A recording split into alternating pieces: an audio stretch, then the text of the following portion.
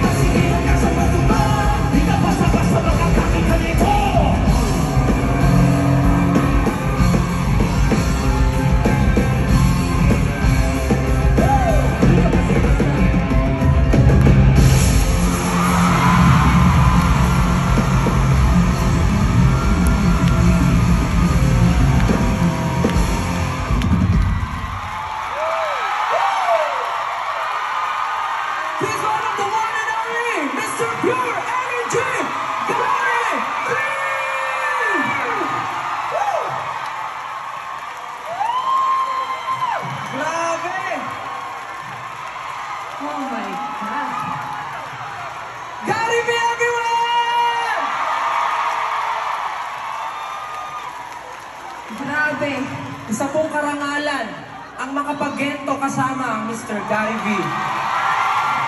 New Frontier, papaalala ko sa inyo kayo ang kauna-unahang nakakita paano ang isang pure energy kumaldag. Alam niyo, unang-una gusto kong magpasalamat sa inyong lahat. Dahil alam ko, ang henerasyon na ito ay iba sa henerasyon ko, pero iba talaga pag narinig ko ang mga your love and your cheers really mean a lot to me. Thank you. Isang karangalan po dahil isang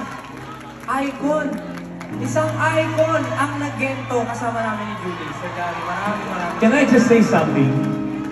Wala akong choice kasi siya ang nagkaroon ng idea na to, na gawin ko ang gento. Tapos ang director pa ng show, anak ko si Paolo, wala akong choice.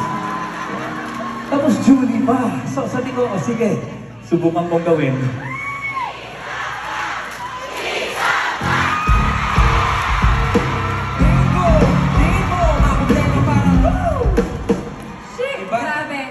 Grabe talaga. It feels so good talaga, Julie, if I may. And I'm speaking on behalf of artists like myself na medyo matagal-tagal na rin sa industriya, 40 years. And kailangan kong sabihin ito. Kanina ko pa sila naririnig backstage, kahit hindi ko sila nakikita kasi naririnig ko sila dito. These are not just artists we have here. These are outstanding artists. I'm being very honest with the both of you right now, okay? You represent SB19. Hats off to SB19. Napanood ko ang concert nila sa Araneta Coliseum. Julie, there are many female singers, but there are very few extraordinary female vocalists. Masasabi ko ngayon na ang kalagayan ng OPM ay nasa mabuting kamay.